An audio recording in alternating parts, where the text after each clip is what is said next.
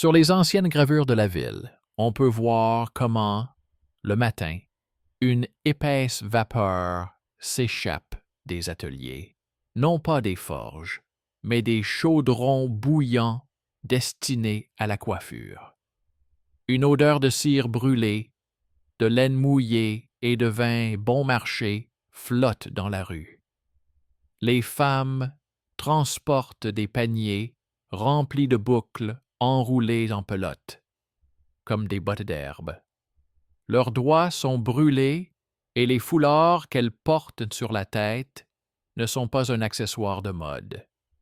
C'était l'odeur d'une nouvelle peur, celle d'être considérée comme indécente en raison de la longueur et de la forme de sa coiffure. Bonjour à tous. Je suis votre narrateur. Écrivez dans les commentaires de quelle ville et de quel pays vous venez. Je suis curieux de savoir où l'on écoute aujourd'hui ce genre d'histoire. Dans des maisons où l'on se souvient encore des ciseaux de coiffeur à l'ancienne, ou dans des appartements où le bruit des sèche-cheveux a remplacé le crépitement des pinces à cheveux au-dessus de la boîte à charbon. Installez-vous confortablement. L'histoire dont je vais vous parler a commencé, comme toutes les histoires de surveillance, par un ordre dicté par la peur et le profit. Bonne écoute. Lorsque, à la fin du 18e siècle, des décrets sur la décence des coiffes féminines ont commencé à se répandre dans les villes d'Europe centrale, tout semblait être une question de moralité. Les actes du maire parlaient de modération dans la coiffure et de retour à une apparence vertueuse. Le texte était signé par des fonctionnaires, des médecins et des prêtres. En réalité, ces lignes cachaient un autre objectif: contrôler l'argent qui circulait plus rapidement dans la mode que dans les marchés. Les coiffures volumineuses, les boucles sur des armatures métalliques, les plumes tressées dans les cheveux. Tout cela est devenu le symbole du nouveau revenu et de l'indépendance des femmes. Les salons de coiffure où travaillaient les femmes leur procuraient des revenus comparables à ceux des ateliers artisanaux des hommes. C'est précisément ce succès qui est devenu dangereux. Les premières descentes ont commencé au début du printemps 1786. Des fonctionnaires chargés de la surveillance, appuyés par des gardes, ont fait irruption dans les quartiers de la ville. Ils entraient dans les salons de coiffure sous prétexte de contrôler les conditions d'hygiène, mais repartaient avec des caisses scellées et des listes d'infractions. Les femmes étaient condamnées à des amendes pour excès de splendeur, pour longueur des boucles disproportionnée par rapport à leur statut, pour brillance inadmissible des cheveux. Les procès-verbaux indiquaient des chiffres précis: la largeur de la boucle en pouces, la hauteur du chignon au-dessus du sommet de la tête, le nombre de rubans. Plus tard, il s'est avéré que ces mesures étaient tirées des règlements des salons de coiffure pour hommes, rédigés pour les perruques des officiers. Les coiffures féminines ne correspondaient tout simplement pas au tableau. C'est ainsi qu'a commencé la vague de sanctions. Les archives municipales ont conservé les registres des amendes: nom, profession, montant, signature. Une seule, Mesure non respectée coûtait autant qu'une semaine de travail d'une blanchisseuse. Plusieurs coiffeuses ont tenté de porter plainte, arguant que les actes avaient été rédigés sans la participation de l'atelier. Elles ont été déboutées. L'inspection a affirmé que les actes moraux ne nécessitent pas d'accord. Bientôt, des rumeurs ont couru selon lesquelles les inspecteurs ne visitaient que les ateliers où le nouveau peigne coûteux avait déjà été commandé. C'est ainsi qu'est apparu le premier soupçon. L'inspection était liée aux fournisseurs d'outils. À l'époque, les peignes coûtaient cher. Ils étaient fabriqués en ivoire, en corne ou en bois importé. L'un des fournisseurs, dont la boutique se trouvait à proximité de la mairie, a soudainement obtenu le droit exclusif de fournir des produits approuvés par acte. Le lendemain de la publication de l'arrêté, le prix a triplé. Les artisanes, privées de la possibilité d'acheter moins cher, ont commencé à tailler elles-mêmes des peignes dans de l'os de bœuf. Elles ont alors été à nouveau condamnées à une amende pour contrefaçon d'outils approuvés. La boucle était bouclée. La surveillance nourrissait les commerçants. Les commerçants fournissaient à la surveillance des preuves d'infraction.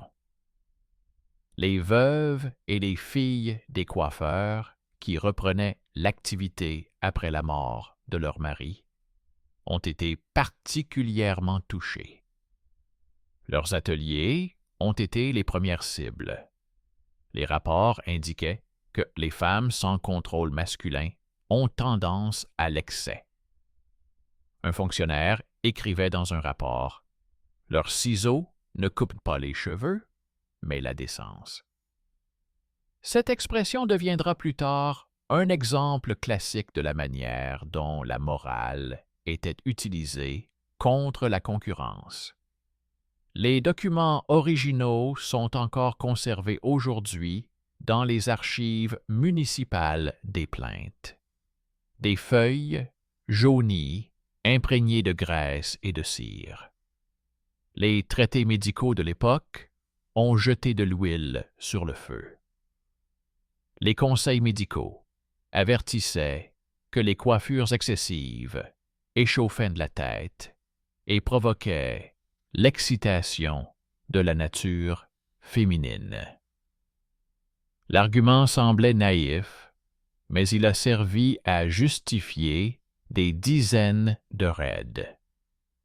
Les femmes chez qui on trouvait des perruques en crin de cheval ou des tresses rembourrées de cire étaient accusées de dépravation morale. Étonnamment, les perruques masculines n'étaient pas interdites, bien qu'elles fussent beaucoup plus hautes et plus lourdes.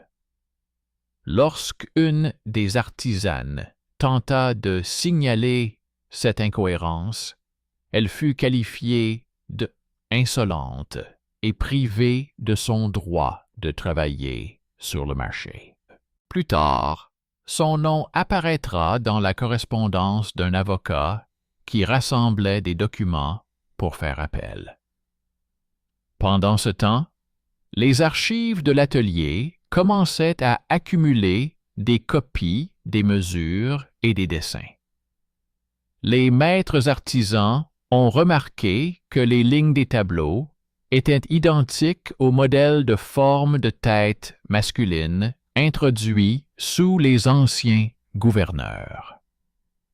Personne n'avait pris la peine de mesurer les coiffures féminines.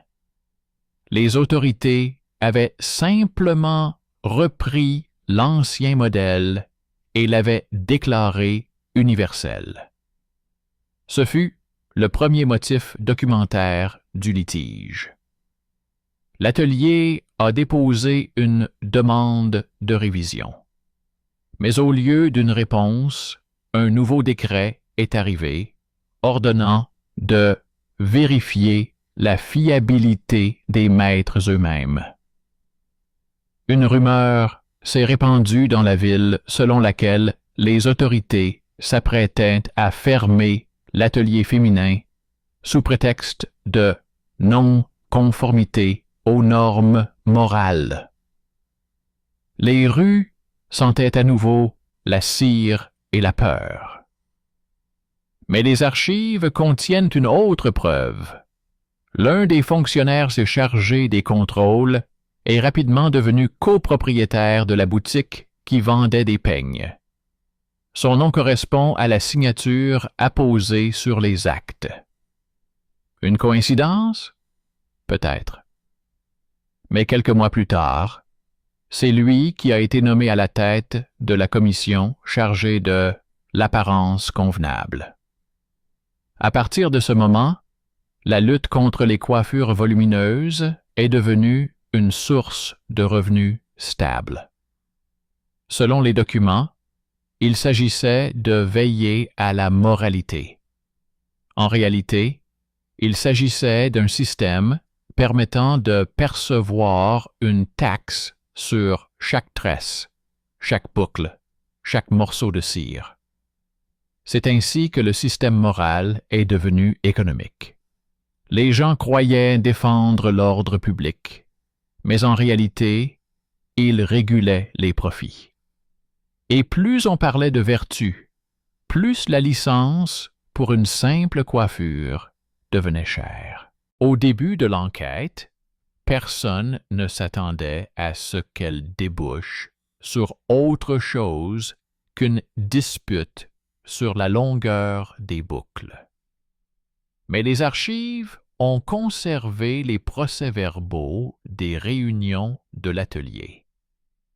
Du papier jauni, l'écriture régulière du président et des lignes rédigées conformément au statut.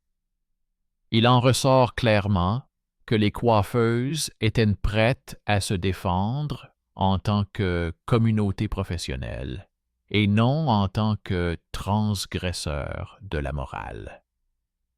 Elles ont rassemblé des échantillons de coiffure, noté la quantité de cire et de ruban nécessaires pour maintenir les mèches en place et prouvé que les mesures approuvées par l'acte étaient tout simplement impossibles à respecter.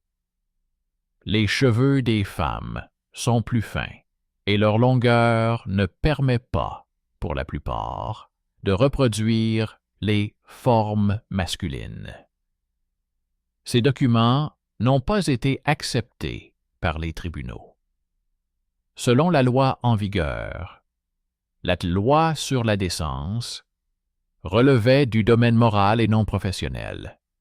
Mais c'est précisément dans cette lacune juridique que la résistance a pris naissance.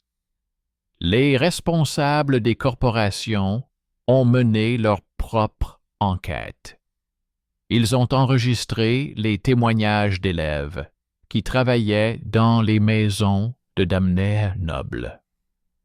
Celles-ci ont raconté que les fonctionnaires chargés de la surveillance exigeaient souvent des contributions pour vérifier la décence, des paiements non officiels après lesquels la descente était évitée.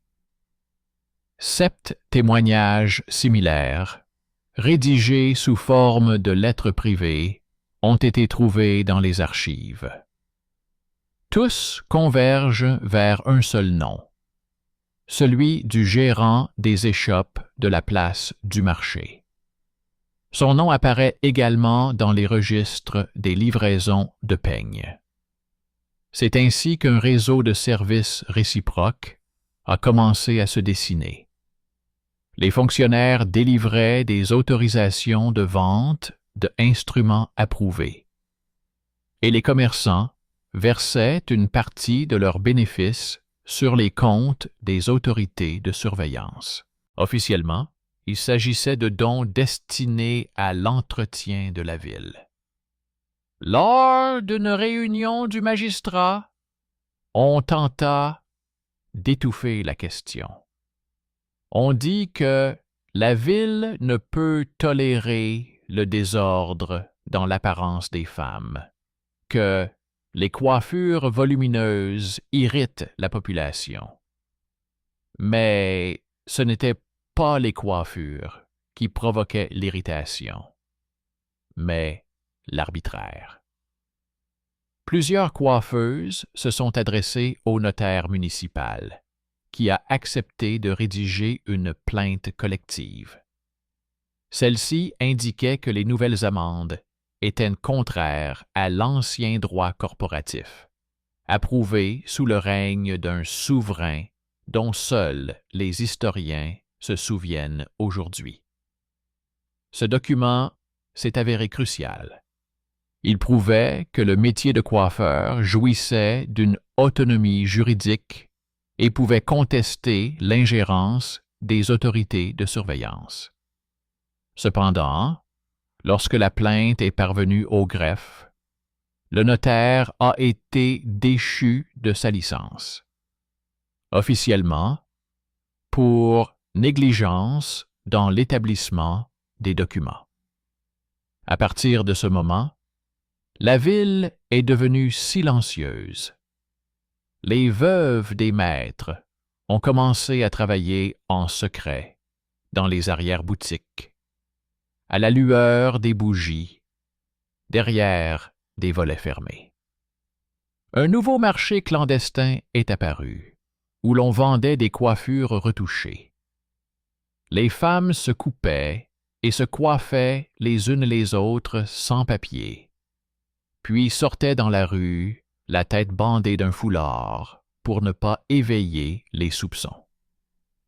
Les autorités les appelaient les coiffeuses de l'ombre. Dans les chroniques de l'époque, on trouve l'expression « cire dans la clandestinité », une allusion à ces ateliers secrets. Des chaudrons y bouillonnaient, où l'on préparait des compositions pour fixer les boucles, cire, graisse, cendre et herbes aromatiques. L'air était lourd et beaucoup tombaient malades à cause de la fumée constante. Mais, pour la plupart, c'était le seul moyen de survivre. Les rapports médicaux faisaient état d'une augmentation des évanouissements féminins et des épuisements nerveux dans les quartiers où se trouvaient ces ateliers. Cependant, au lieu d'apporter leur aide, les autorités utilisaient cela comme preuve des méfaits d'une parure excessive. Le discours médical remplaçait le discours économique. Les femmes n'étaient pas malades à cause de la mode, mais à cause de la pauvreté, du manque d'espace et de la peur. Mais les sermons publics affirmaient le contraire, que la débauche morale détruisait littéralement les corps. Ces mots étaient répétés par les prêtres et les enseignants, sans qu'ils remarquent que leurs arguments coïncidaient avec la rhétorique des conseils commerciaux. Bientôt, l'atelier trouva un allié inattendu, un avocat spécialisé dans les litiges commerciaux. Son nom apparaît dans les archives en tant qu'observateur tiers invité à la réunion sur le cas d'une des artisanes condamnées à une amende. Il remarqua que les cachets apposés sur les actes ne correspondaient pas au blason officiel de la ville. L'un des cachets était falsifié. Il s'agissait d'un ancien modèle, prélevé sur un document datant d'une décennie auparavant. Cela signifiait qu'une partie des décrets n'avait en fait aucune valeur. L'information a été divulguée. Les journaux, qui circulaient alors dans les tavernes et les magasins de poudre à canon, ont été les premiers à évoquer une possible falsification des cachets de la surveillance morale. Le scandale a pris une ampleur telle qu'il était impossible de l'ignorer.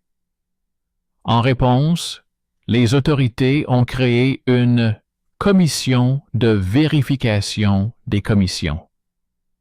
Elle était composée des mêmes personnes qui avaient auparavant approuvé les actes. Elles se contrôlaient elles-mêmes. Les rapports de cette commission ont été partiellement conservés, mais même ceux-ci montrent clairement comment le ton a changé. Au lieu de phrases sur la débauche, on trouve désormais des expressions telles que abus commerciaux, mesures inexactes, perte de confiance. Ce fut un cas rare où la rhétorique morale s'est effondrée sous le poids de la comptabilité. L'un des inspecteurs a reconnu que les actes de bienséance étaient rédigés selon des modèles masculins en raison de l'absence de mesures féminines. En d'autres termes, tout le système de contrôle moral reposait sur une banale erreur méthodologique. Mais cette reconnaissance n'a pas sauvé ceux qui avaient déjà été condamnés à une amende. L'argent n'a pas été restitué. Les listes n'ont pas été effacées. Entre-temps, de faux documents ont commencé à apparaître sur le marché. Des reçus de paiement d'amende que l'on pouvait acheter à l'avance pour éviter les contrôles. Ils étaient imprimés dans la même boutique qui vendait des peignes. Ainsi, les commerçants fournissaient non seulement la surveillance, mais aussi une protection fictive. Ce stratagème a montré que sous le masque de la moralité se cachait un véritable système d'extorsion. L'atelier a commencé à rassembler des preuves en engageant des copistes pour faire des copies des actes. Sur l'une de ces copies, une artisane a ajouté à la main la note suivante. « Ne craignez pas les cheveux, craignez ceux qui les mesurent. » Cette phrase a été conservée car elle a été inscrite dans le journal intime d'un observateur qui travaillait à la mairie. 2 siècles plus tard, elle sera publiée dans le recueil Les Voix de l'artisanat. À l'été, l'opposition a atteint son paroxysme. La ville était au bord de la révolte, non pas politique, mais économique. Les femmes cessèrent de payer les taxes et les boutiques de peignes se vidèrent. Les revenus de la surveillance ont chuté et la mairie a alors évoqué la nécessité de fermer l'atelier pour éviter la décadence morale. Sous ce prétexte, il était prévu de transférer les licences aux coiffeurs masculins. Le livre des statuts contient un brouillon de la décision. Dorénavant, le soin des cheveux sera considéré comme un métier masculin, afin d'éviter les tentations. Ce point sera la goutte d'eau qui fera déborder le vase. La corporation se révolta ouvertement, non pas avec des torches, mais avec des papiers, des signatures et du cachet. Les archives montrent que tout a commencé par un petit détail. Le livre des statuts de la corporation, où étaient conservés les anciens sceaux, s'est retrouvé entre les mains de la veuve d'un des maîtres. La nuit, où les gardes ont scellé son atelier, la femme a réussi à cacher le livre dans un panier contenant des cheveux. Quelques mois plus tard, ce livre est devenu une preuve contre la surveillance. Il contenait les formes originales des sceaux et les enregistrements des anciennes mesures selon lesquelles les salons de coiffure étaient évalués avant la réforme. La comparaison a montré que les nouveaux actes de bienséance non seulement s'appuyaient sur des normes masculines, mais contenaient également des modifications en faveur de fournisseurs spécifiques. Dans la colonne « Peigne recommandé », un seul nom figurait. Il s'agissait d'un conflit d'intérêts direct, consigné dans un document. L'avocat, déjà familier avec l'affaire, s'est chargé de préparer la plainte devant le tribunal municipal. Formellement, il défendait la Guilde des coiffeuses, mais en réalité, il défendait le droit des femmes à travailler sans suppléments moraux. Le procès a été lent. Des représentants de l'Église, des autorités de surveillance, des commerçants et des fonctionnaires dont les noms figuraient dans les dossiers étaient présents au tribunal. Les audiences durèrent des mois. Chaque procès-verbal commençait de la même manière. La question ne concerne pas la décoration, mais la moralité. Cette formule permettait au juge d'éviter d'entrer dans les détails. Mais à un moment donné, l'avocat demanda que les livres comptables des fournisseurs soient joints au dossier.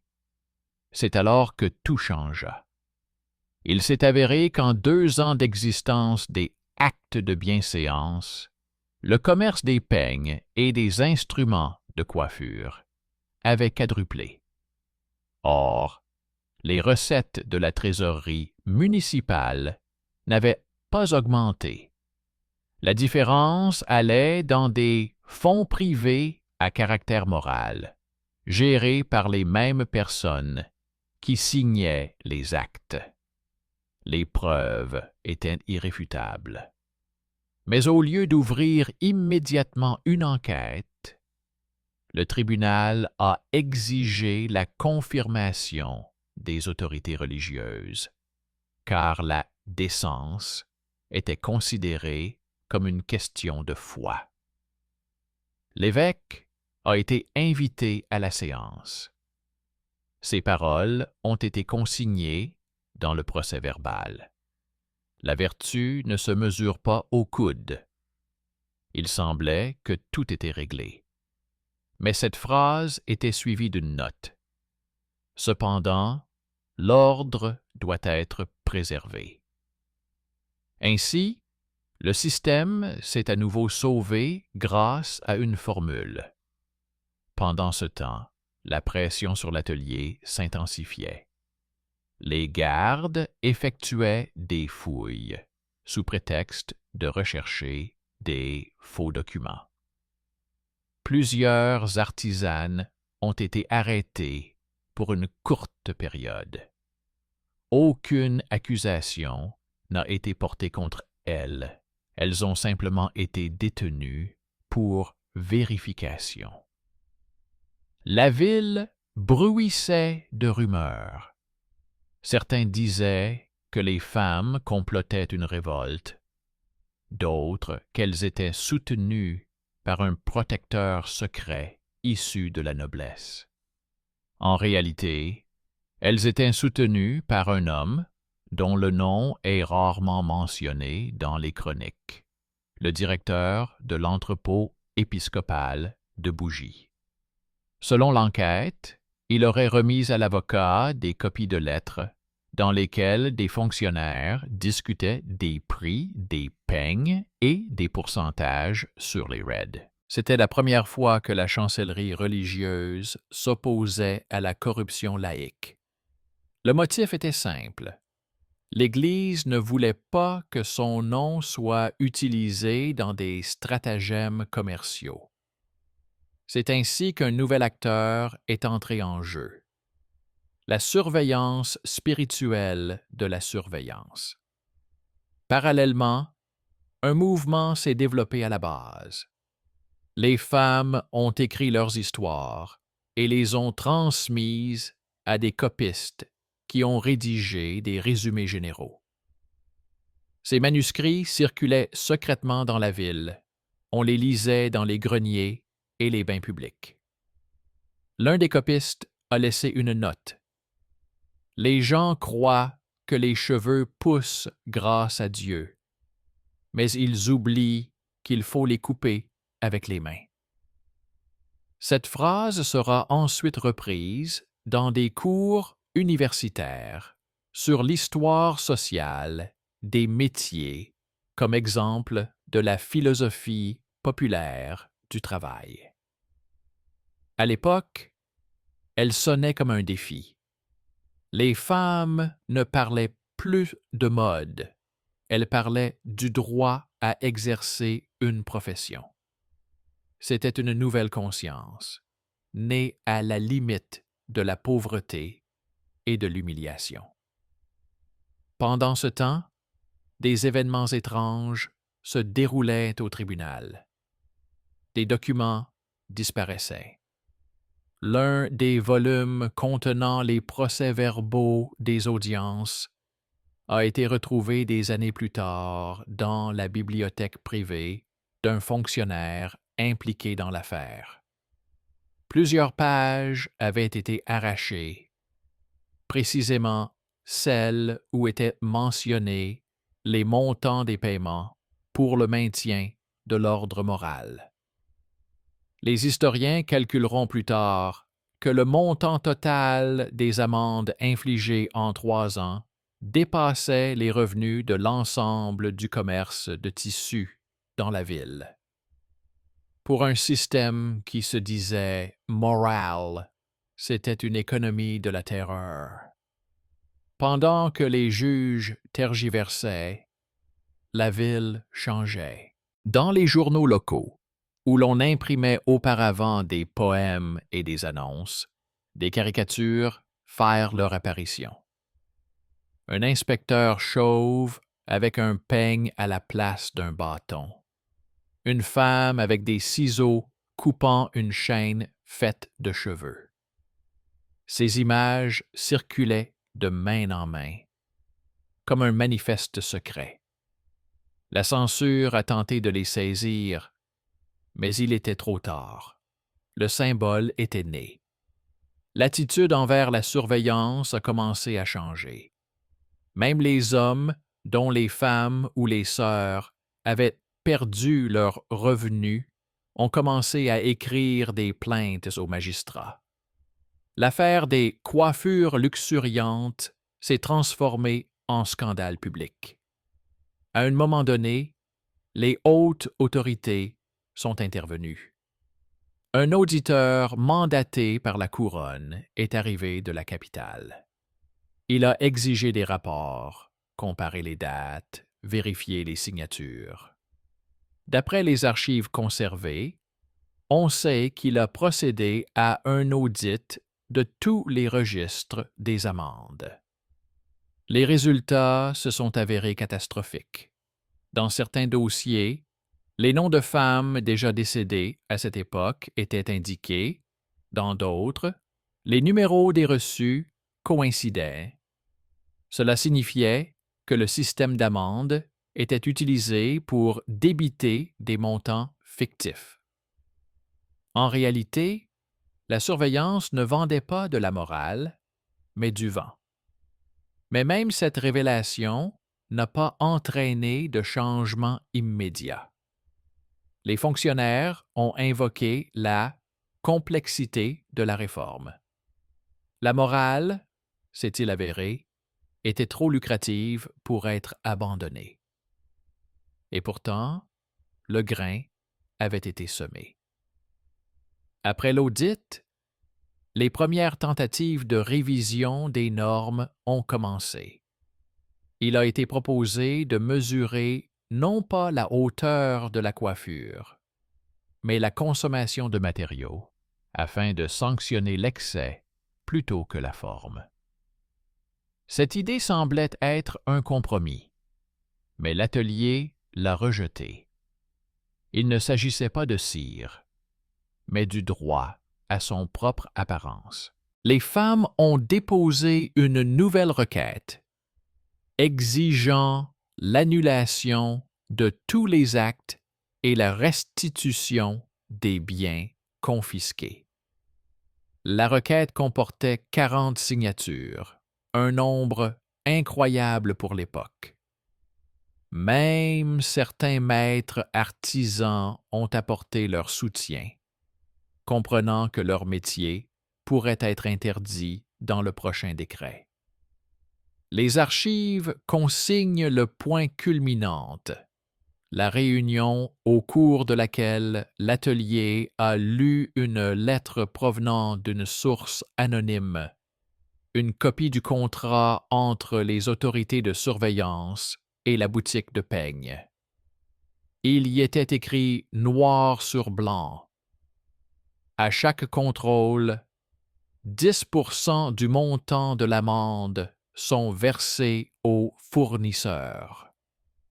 Cette phrase a sonné le glas du système. Les juges ont tenté de déclarer le document faux, mais l'original a été confirmé par des témoins. Après cela, il était impossible d'arrêter le processus. Lorsque la copie du contrat entre les autorités et le magasin de peigne a été présentée au tribunal, un silence s'est installé dans la salle. Les gens comprenaient qu'ils ne voyaient pas simplement un bout de papier, mais la clé d'un système entier de racketage, dissimulé sous des discours sur la vertu. Le document portait 2 signatures, celle du chef de la commission de moralité et celle du commerçant dont le magasin était situé sur la place principale. En bas, il y avait un cachet dont l'empreinte correspondait à celle du faux découvert précédemment par l'avocat. Quelques jours après la publication du contrat, les 2 fonctionnaires ont soudainement démissionné pour raison de santé. L'un a disparu de la ville, l'autre a été retrouvé mort chez lui. La cause n'a pas été élucidée. Les rapports indiquent seulement asphyxie par les vapeurs d'huile lampante. Personne n'a cherché les coupables, comme si la mort avait tourné la page. Le procès s'est poursuivi. Le vérificateur venu de la capitale a exigé que les résultats de l'audit soient publiés. C'était du jamais vu. Auparavant, ces rapports étaient destinés à un usage interne uniquement. Ils ont alors été affichés sur les portes de la mairie. La foule les a lus en silence, longuement. Il ressortait des lignes écrites qu'au cours des 3 années d'application des lois sur la décence, les amendes avaient été principalement infligées aux femmes artisanes, tandis que les coiffeurs masculins n'avaient presque rien payé. De plus, les mesures établies n'avaient pas été approuvées par la chancellerie royale. Elles avaient été introduites par une commission locale de sa propre initiative. La morale était ainsi devenue une entreprise privée. Après la publication, des troubles ont éclaté. Les marchands de peigne ont fermé leurs boutiques, craignant des pogroms. Les gardes ont tenté de disperser la foule, mais il ne s'agissait pas de révolte motivée par la faim. Les gens se tenaient simplement debout, lisaient des documents et murmuraient « Maintenant, on comprend ». Ce murmure était plus effrayant que n'importe quel cri. Les autorités ont compris qu'il était impossible de maintenir l'ordre ancien. Le maire a alors publié un décret. Suspendre temporairement les lois et créer une nouvelle commission composée de représentants des corporations artisanales. Pour la première fois depuis des décennies, les femmes ont obtenu une place à la table où se décidaient les questions de commerce et de bienséance. La première réunion de la commission s'est tenue dans une salle froide décorée de tapisseries représentant des allégories de la vertu. À la table étaient assis des fonctionnaires, des prêtres, des commerçants et 2 femmes, responsables de corporation. Le procès-verbal a été partiellement conservé, mais il est clair que la discussion a été animée. Les responsables avaient apporté avec elles d'anciens croquis de coiffure afin de montrer à quel point les mesures précédentes étaient absurdes. Un fonctionnaire a noté dans la marge. La femme raisonne calmement, elle présente des calculs.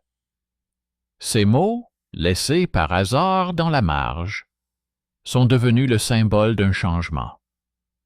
Pour la première fois, la voix d'une femme dans des documents officiels ne sonnait pas comme un objet de vérification, mais comme une source d'argumentation. La Commission a reconnu que les anciennes normes étaient erronées. Mais la formulation était prudente. Les mesures doivent être précisées en raison des différences physiologiques. Personne n'a prononcé les mots « faute » ou « corruption ». Néanmoins, une note est apparue dans les registres municipaux des amendes.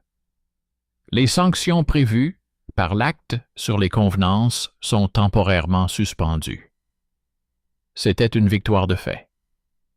Cependant, les conséquences pour ceux qui vivaient sous surveillance étaient irréversibles. De nombreux salons ont fait faillite. Certaines femmes ont quitté la ville. Les rapports médicaux de cette année-là font état d'une augmentation de la fatigue chronique et de l'épuisement chez les anciennes coiffeuses. Elles se sont consumées comme des bougies dont la flamme a longtemps été étouffée pour ne laisser apparaître que la lumière. Peu à peu, la surveillance s'est effondrée. Ces archives ont été transférées au bureau du commerce. Sur des centaines de documents, seules quelques dizaines ont été conservés. Les autres ont été brûlés parce qu'ils n'étaient plus nécessaires. À l'époque, l'incendie de l'ancien bâtiment administratif a été perçu comme un signe, comme si l'histoire elle-même se débarrassait des déchets. Mais avec les papiers, les preuves ont également brûlé. Qui en a tiré profit? Qui a signé les ordres? Cependant, les restes des documents ont permis de reconstituer le tableau. Les économistes du 19e siècle ont écrit que ce cas était le premier exemple documenté de corruption systémique sous couvert de contrôle moral. Pour les contemporains, ce n'était qu'un murmure. Le pouvoir mesurait les cheveux, mais coupait la conscience.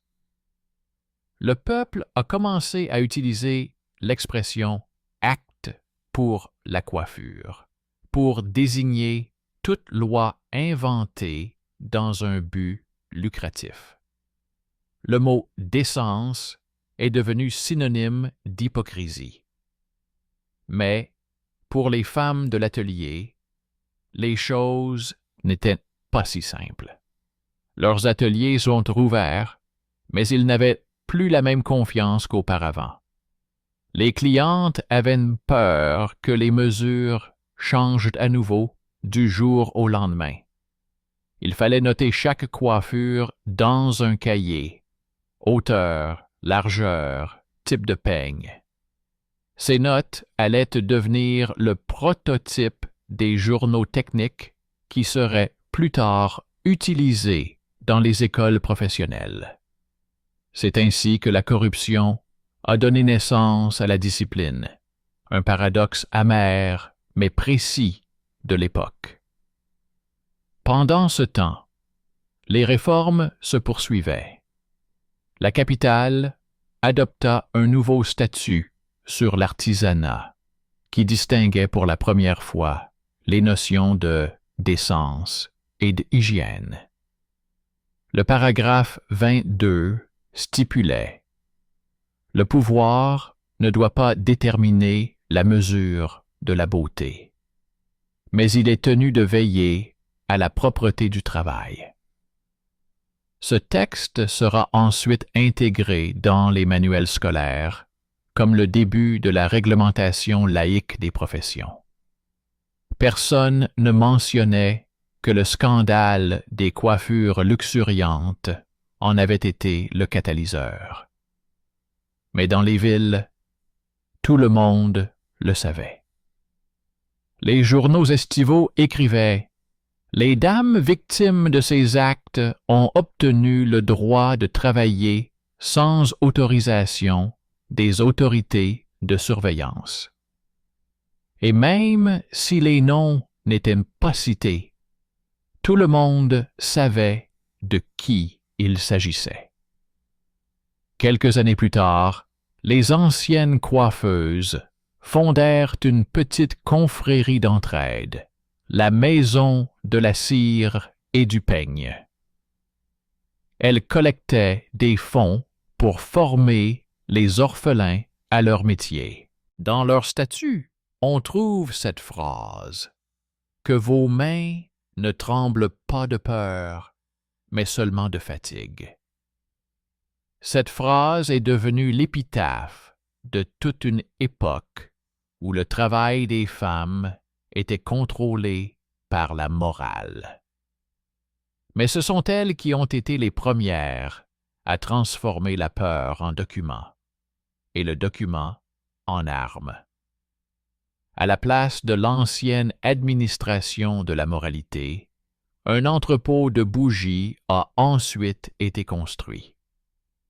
Les rapports indiquaient: le bâtiment a été reconstruit, les archives ont été détruites.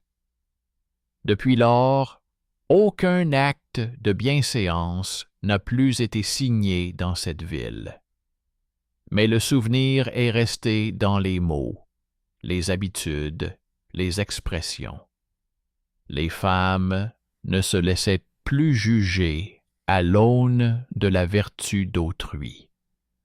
Entre leurs mains, les ciseaux sont redevenus un outil de travail et non plus un symbole de punition. C'est ainsi que s'est terminée l'histoire qui avait commencé avec l'odeur de la cire et de la fumée dans les rues matinales. Le temps a effacé les noms des coupables, mais pas les traces dans les pages. Aujourd'hui, ces traces se trouvent dans les archives sous la rubrique « Affaires domestiques du XVIIIe siècle ». Pour l'historien, ce ne sont que des documents. Pour les descendants, c'est un rappel. Chaque convenance, mesurée par une main étrangère, finit tôt ou tard par se transformer en marché. Après la Réforme, la ville a mis longtemps à se remettre. Les archives sont restées silencieuses, comme après un incendie. Tout ce qui n'avait pas brûlé a été réécrit à la manière nouvelle. Mais dans le folklore urbain, l'acte sur les convenances est resté comme un avertissement. Les vieilles femmes disaient: « Ne fais pas confiance à ceux qui mesurent la beauté à la règle. » Cette phrase est entrée dans les proverbes, elle était écrite sur les murs des bains, sur les portes des salons de coiffure, parfois simplement au charbon sur le mur près du marché. Le souvenir de la honte s'est avéré plus durable que les décrets officiels. Une génération plus tard, personne ne se souvenait plus des noms des fonctionnaires, mais l'expression « peigne du pouvoir » était devenue synonyme de contrôle minutieux. Elle désignait tout, des inspecteurs des impôts aux nouveaux mentors de la mode qui enseignaient comment vivre décemment.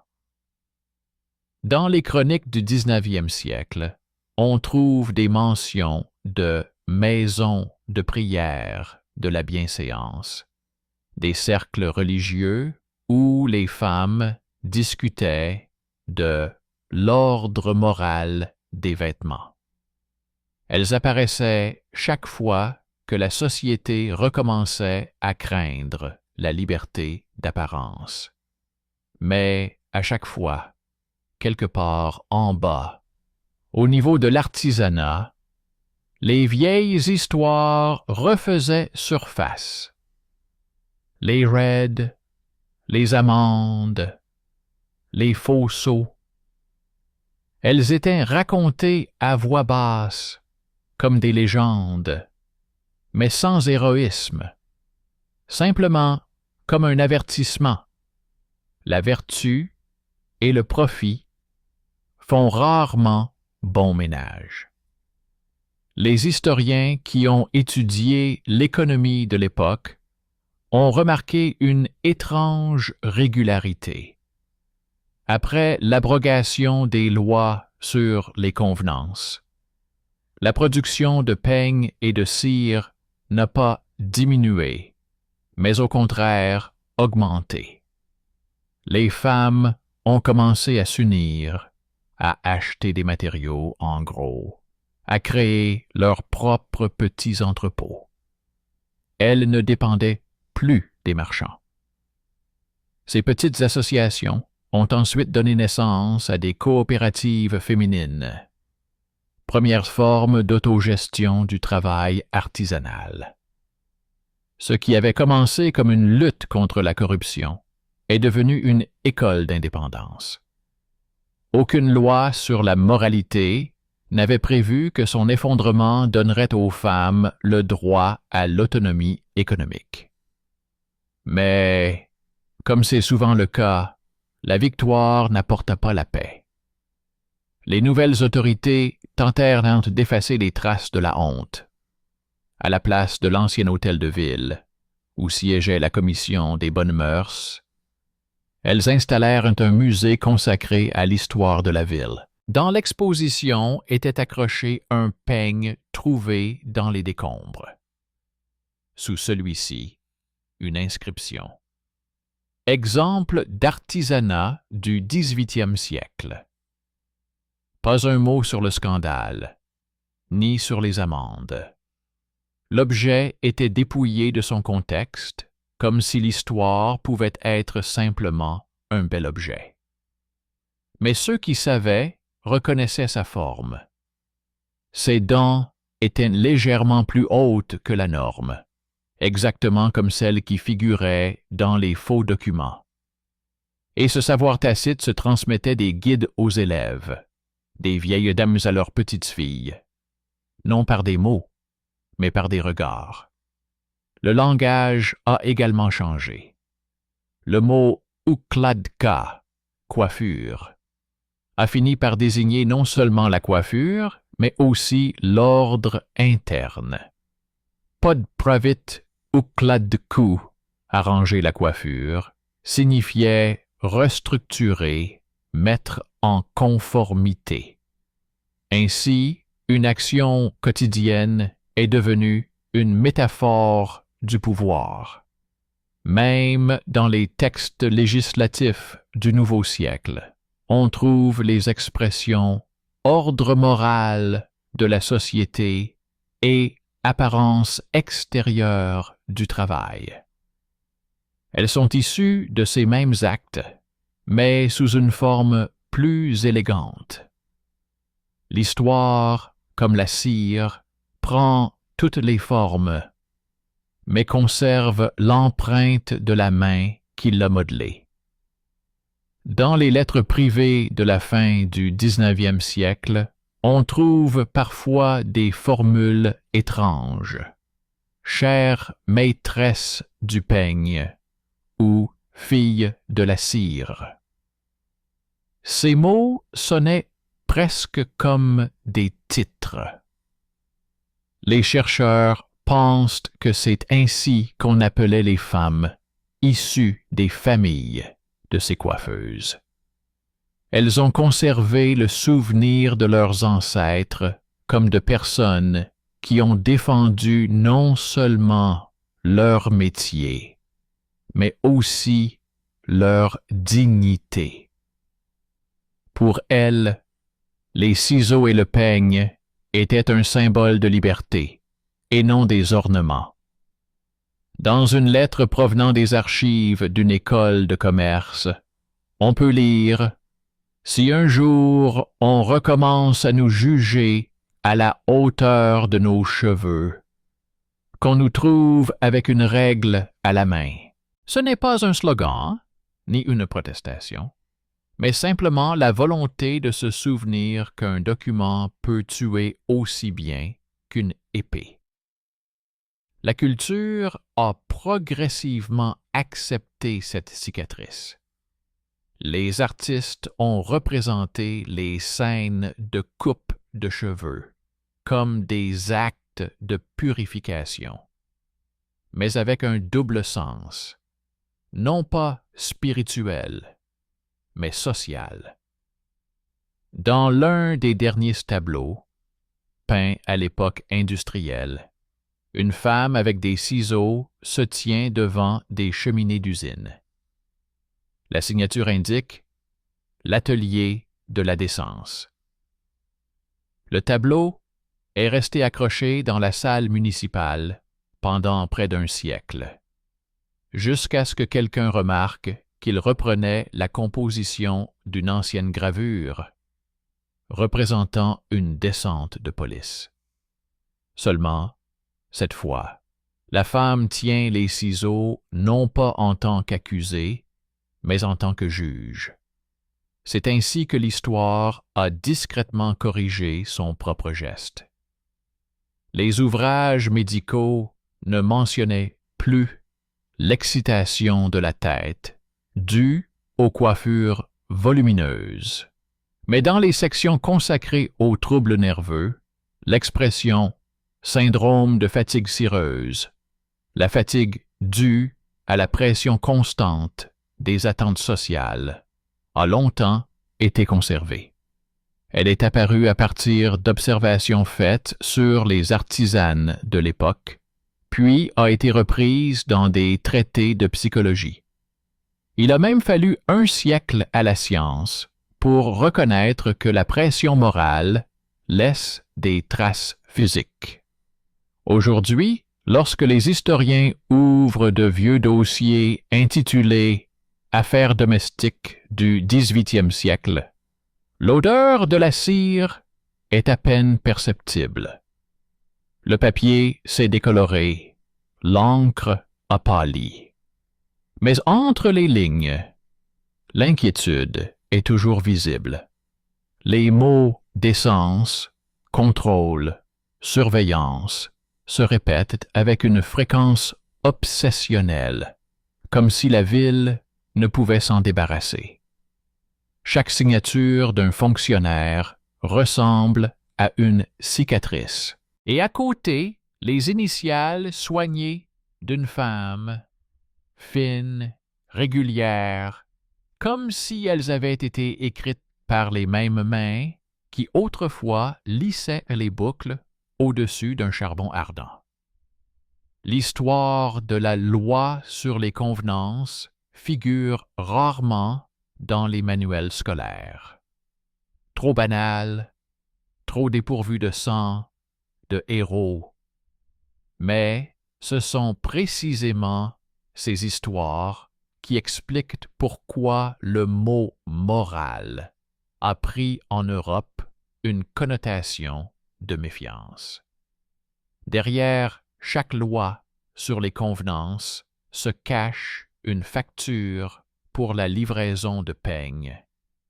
Derrière chaque sermon se cache un contrat pour la livraison de bougies. C'est là que réside la froide vérité de cette époque. Lorsque le pouvoir apprend à mesurer le corps, il commence inévitablement à vendre sa conscience. Et si aujourd'hui, en parcourant les ruelles étroites de la vieille ville, vous sentez une légère odeur de cire, ce ne sont peut-être pas seulement des bougies.